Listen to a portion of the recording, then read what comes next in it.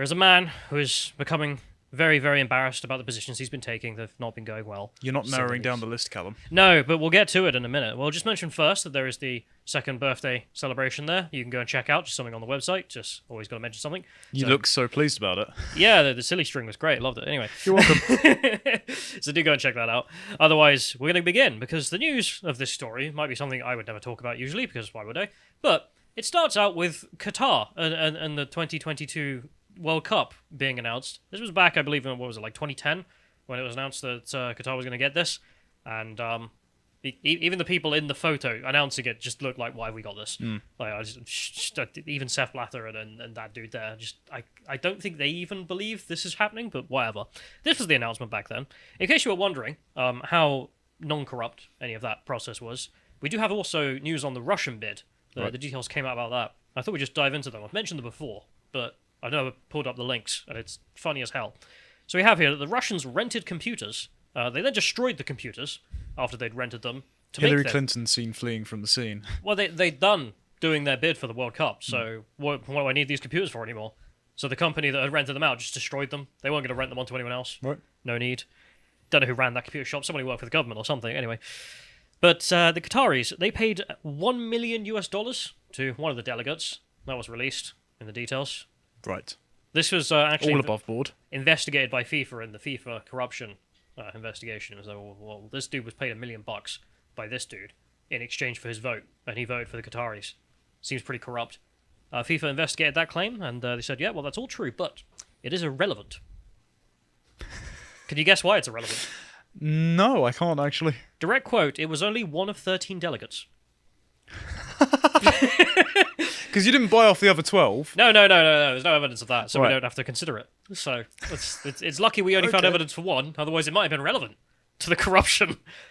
Cool. I'm not even joking. That was the official reason given as to why bribing a guy $1 million is not a crime in FIFA's world. Anyway, the news ended up coming out because Sepp Blatter ended up leaving. And, well, what's his opinion on it now? He says they cheated.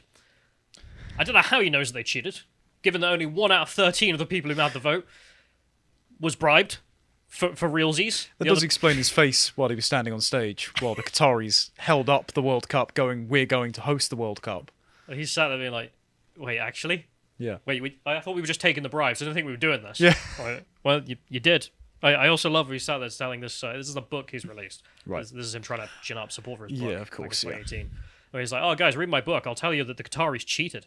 Like, oh, cool. Yeah, that's new knowledge. Water, wet. Blatter says nobody on the FIFA executive, which was superseded by the FIFA Council in 2016, read the detailed inspection report on the candidate countries because they had already made up their minds. Yeah, when you count your money, you've got no time to read reports. Quote, if we had read them carefully, we would have seen the World Cup could not have been played in Qatar. I didn't need to read a report to know you probably shouldn't host it in 1, a country that is baking, sweltering hot during the day to play football in, 2, a country that uses actual slave labour for lots and lots of things. Well, it's more that he's like, well, if we read them carefully, we would know. Yeah. Well, you didn't need to read them at all. Like you say, it's just as if it makes any difference whatsoever. But he now says this might have been a whole mistake, the whole thing. This is the newest news from Sepp Blatter. It's just, if you go to the next one here, this is the dude in charge of FIFA at the time who's just released this statement saying it was a mistake. Like, well, it's too late now, isn't it? Is this the horseshoe theory of it's a good thing, it's not happening and it's a good thing, to now it's not happening, it happened and it was a bad thing? There's no corruption. Okay, there might have been corruption, but it was only 1 out of 13. Trust me. Now the corruption, yeah, it took place, and that was a cock up. Huh. Anyway, and in case you're wondering, you don't know much about. I know Americans don't follow soccer, as they call it. So Neither do we. Don't worry. Go to the news on the ground, which is it filtered through osmosis into everyone's minds, but the details I don't think have. So I thought we'd just go through that real quick of the people building the place, because Qatar, funnily enough, rich Arab oil country, don't work. They don't do construction. No, they're not so big on human rights, shockingly. Well, they get other people to do the construction, is the point. They have migrants come in. Quote from here. Migrants from Bangladesh and Nepal, who make up around a third of Qatar's 2 million strong workforce, the rest of them, I'm sure, being treated just as well, typically pays fees of $3,000, $4,000, and $1,000 to $1,500 respectively. This is fees being paid for being hired. Right. You know when you start a job and you have to pay your boss? What? So they pay the boss. I Yes. thought this was their one-off hiring bonus for the wage, and then you don't get paid for the rest of your labour. No, but no, they're no. paying the you boss. have to pay the boss for hiring you. Right, so it's indentured servitude. No. It's just a fee. Oh, okay. This Yeah. means that many low-skilled workers from Bangladesh, who can earn as little as $275 a month, have to work for at least a year to pay off their recruitment fee. Right. So you're making up your own personal deposit. But deposit's normally done if you damage something. But if you damage yourself, they just, chuck you in the foundations like you're building a Soviet canal? Their body's not worth anything else. Yeah. Why not cheap out on the concrete? Oh. Workers often have to take out high-interest loans or sell land to afford the fees, leaving them vulnerable to debt bondage, a form of modern slavery, as they are unable to leave their jobs until the debt has been repaid. Ooh, they're not able to pay their fees either, so it's just like the whole thing is a joke. The charging of recruitment fees is actually illegal in Qatar. It's also beyond the maximum limit in Bangladesh and Nepal as well, so it's also illegal there. But everyone just does it. Right, so this is going on with the permission of FIFA. So even though it violates laws in all of the countries involved, Yeah. nothing to see here, Governor. And that's the thing, like, you don't have any standards for the foreigners. What are you, mad? Yeah. Like beyond even Southern Europe, which is, not impressive. The rest of the world, they have laws, but no one cares. There's no reason to. Yeah. I mean, especially at a local level like this, it's like, you're making people pay fees that are higher than the required maximums. It's like, who gives a crap? No one's going to do anything. So the fact that you would pick Qatar on that basis, obviously ridiculous. On the weather, bit silly. Not to mention the people who are hiring these guys are just dicks. Like, I never read the numerous stories of them being dicks. Like, before we even get into the slavery aspect, which I suppose we already covered, but the throwing the bodies into the foundations. There's some stories here just of some of the guys who went and worked there, and there was an investigation done. 7 Nepalese men who worked at the Khalifa Stadium from the subcontractor told Amnesty that they wanted to return home to check on their families after the earthquake hit Nepal in 2015. Their employer did not allow them to leave because they've got a contract to fix. Right. So, too bad. No time off. Your family might be dead, but you'll find out in 2 years. Another worker said that his manager shouted at him and threatened to withhold delayed salary payments after he said he wanted to quit. It's okay, not getting paid, even for the work you've done. And Nico, a 32-year-old Nepalese worker pruning plants next to Khalifa Stadium on Wednesday, said that he had not been mistreated, but knew other workers whose passports had been confiscated for complaining. Right. So they literally can't leave. Yeah, so And they've got to pay a fee. you're paying to be a slave, and any exit strategy you may have is being withheld by your employer. Not great. Like we expect this, Yes. you know? Like, no idiot thought this wasn't going to happen. No. But FIFA were like, okay, we'll take the money. Yeah. You got the next one here, of course. Qatar are not big on the gays. I mean, to be fair, given this particular gay, I'm not big on him either, and I'm sick of GB News keep inviting him on. I know you're a big problem with Peter Thatcher, but he went to Qatar to stage his LGBT protest, as the Guardian call it. Can we we scroll down? We yeah. can see the Can we sign look at the itself. sign? Now, this is the funny thing, though. He shouldn't have been arrested for this, because the Qataris should have just walked past and gone, yes. Yes, we agree.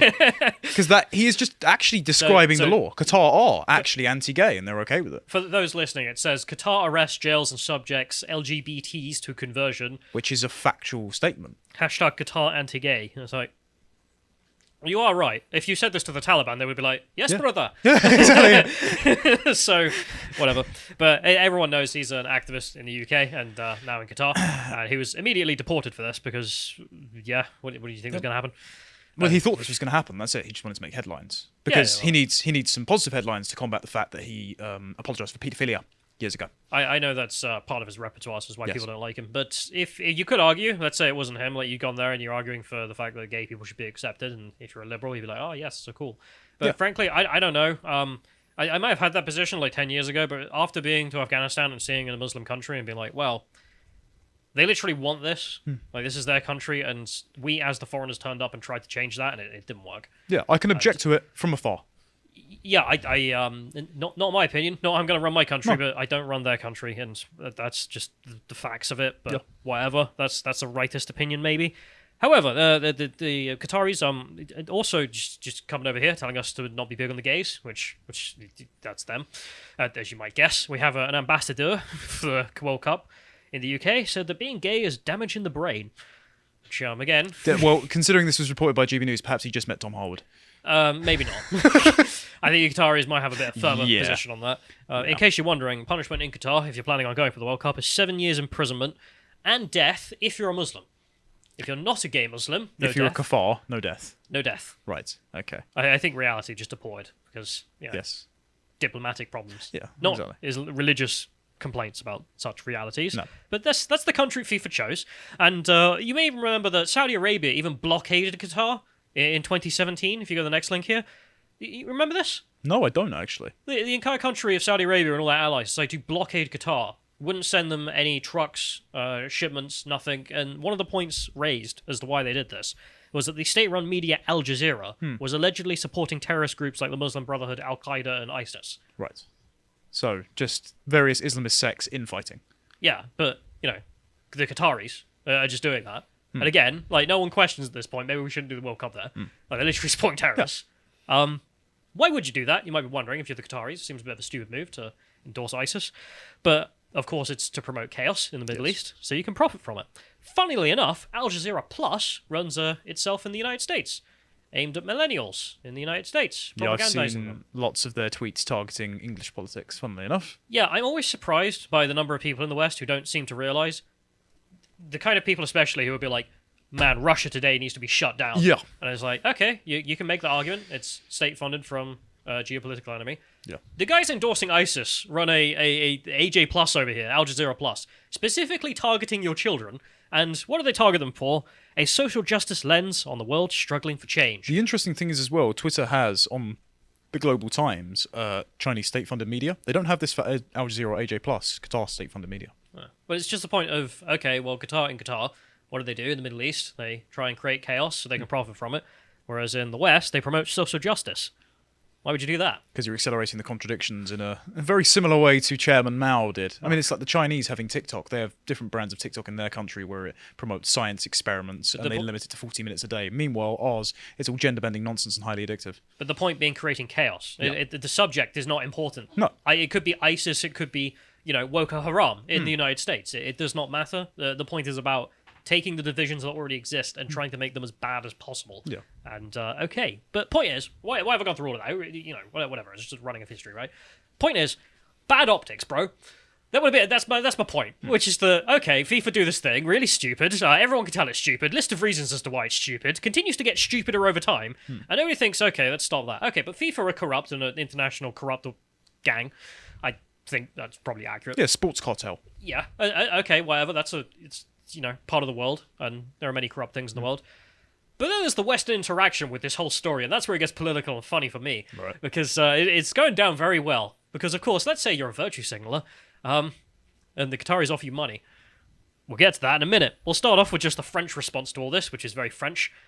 We'll get this article up. Islamic terrorists with weapons shown as footballer players. French satirical newspaper offends Qatar ahead of the World Cup. Are we forced to disavow this because of Britain's hate speech laws? Yeah, so Yes. Britain has Islamic laws that you can't do this sort of thing. Yes. Which brothers in Afghanistan, I'm sure you'll be very proud of us. Brothers in Bradford, I disavow. So yeah, of course, this is disgusting, and I can't believe the French would do this. Blah blah blah blah blah. The quotes in here are that it's Islamic terrorists with weapons shown as football players. The caricature has sparked outrage on social media, with many Qatari users calling it racist and Islamophobic. Indeed, it is, brothers. It's the French. Can't say any more about that on YouTube. The French are quite proud of that as well. So, what do if you're the Qataris? Which is that you've got all this not great press, to say the least. And what's the Western response from Westerners who have such disgusting things as free speech laws, as in the French? How are they doing better than us? Well, what do you do? You paid shills. The Democratic response. Yes. So if we go to the next one here, we have David Beckham, who became a paid shill. Oh my god. Don't know if you're aware of this. Not even that mad about David Beckham becoming a paid shill here. I'm disappointed, considering he was growing up for a lot of guys my age, and I was never a good footballer at all. They used to just have me lie down in goal, because that would be more reliable. But I am disappointed in that someone who has an excellent platform to be of an inspiration to young men, he's a committed dad, etc., is now taking dirty blood money. Not good. Yeah, well, he's made a series of advertisements about why Qatar is great and you should visit. Right. And I think also for the UAE as well. So it's not just the Qataris. So presumably some massive conglomerate advertising firm for the Arabs has brought him up. There are speculations about how much. Right. Varies between millions and billions, maybe. Yes. But we have that. I also keep getting these goddamn adverts on my YouTube account, so thanks, Beckham. I can't wait for the North Korean tourism agencies to start sponsoring Conor McGregor. Would be amazing. Honestly, I'm not even mad about that. I want to see it. I'll set you up.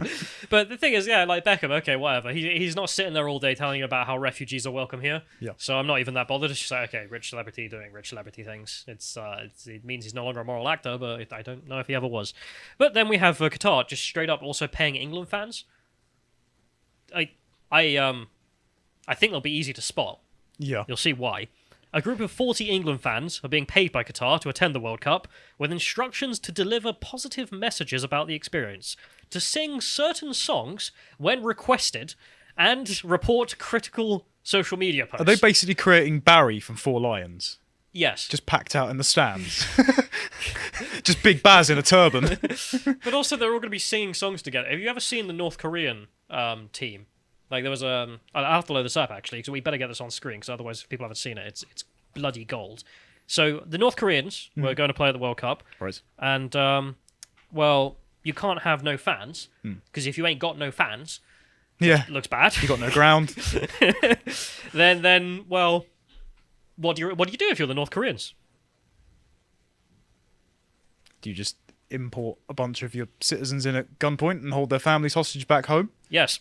Oh, okay. Well, got it right first try. It's amazing what the North. It's the same solution every time. I'm just sending it to you, John. If you can get it up, because it's amazing to see what the North Koreans did, which is they got a lot of girls to do it, of course, because girls love football. Yes. And they got them down to sing songs. Yeah, let's play the audio. Why not? It's just unbelievable for people who can see this. It's for people who can't. It's like maybe 100 girls there.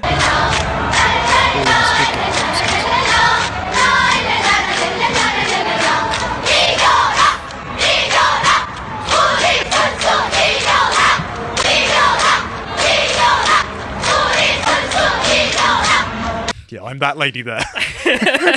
No thanks.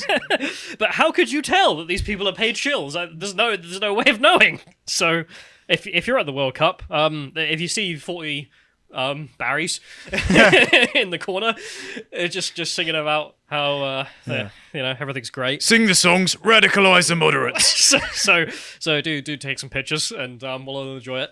I actually kind of love those girls, because one of the things is you can see footage of them being ferried around the World Cup, and they're constantly being like, no, you can't talk to them. Anyway, but their families will be safe. Anyway, but the people going back to those who are being paid shills, in return for free flights, accommodation, and £60 a day spending money, and complimentary tickets to the game. Right. So there we are. There's 40 lads who are getting the money there. Well, who will refuse the money? Not FIFA, obviously. Mm-hmm. Not Beckham, obviously. Nope. Not even the fans. Fair enough, whatever. Free holiday. Even if you're becoming a paid shill. We need a hero of the oppressed. Yes. Stand up for those who have been in the foundations of the stadium. Well, we'll go to Gary Neville, a proud hero of the oppressed, as he likes to portray himself. Enter stage left, Gary, here. Look at me, I'm English, and I'm proud to send him back to Rwanda. Loads of great British flags as he mocks a Minister for Immigration for trying to send them back to where they came from. Because, you have no right to be here. You're literally an illegal alien beggar. I mean, in his defence, they didn't come from Rwanda. I'm happy to literally send them back to where they came from. Yeah, if the government's willing to accept them. Yeah, via catapult, if needed to be. It's carbon neutral. Yeah, just carbon neutral. Anyway, we'll go to the next one here. We can also see that he spends the time attacking people who even say there is a problem, such as Priti Patel here. He was very upset that she was like, well, send him to Rwanda. And Gary Neville was very mad about that.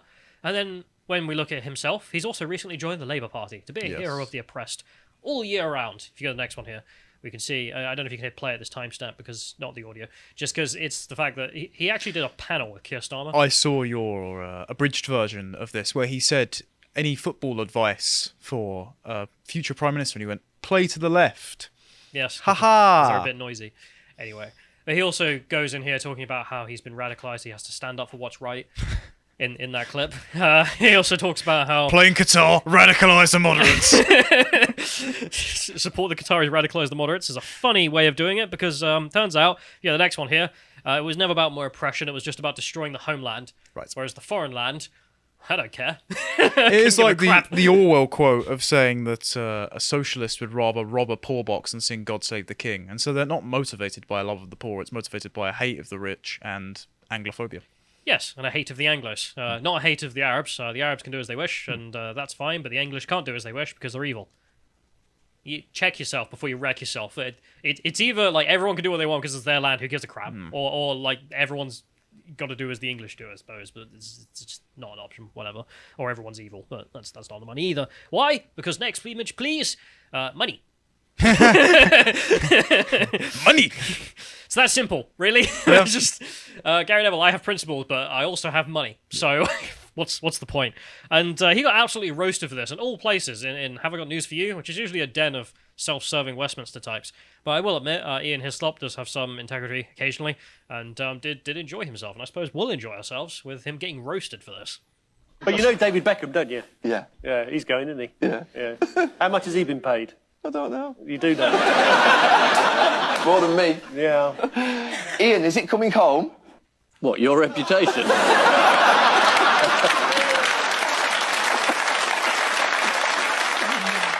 The others have been very gentle with you, Gary, but I mean... Thanks, Ian. The elephant in the room is still there. I mean, you're commentating there, aren't you? Yeah, I'm commentating that. And what's the defence? Football term. We're commentating that. Well, you've got a choice, I think, haven't you? What, going or not going? Well, my view always has been that you either highlight the issues and challenges in these countries and speak about them, or you basically don't say anything, you stay back home and don't go. And I've always said we should challenge them. There's another option. You stay at home and highlight the abuses. You don't have to go and take the Qataris' money.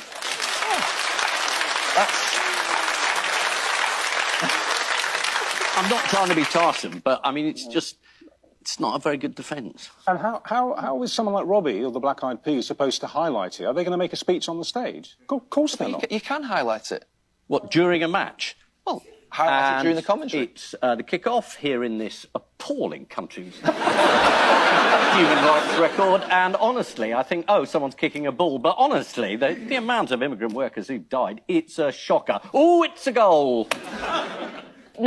Yeah, nothing's going to happen. No. He'll go and do his commentary. He maybe will make the occasional video where he's like showing long shots where his production team will go and make the video. And then he'll provide some little commentary being like, and there are some problems in this place. Not very keen on gay people, I heard.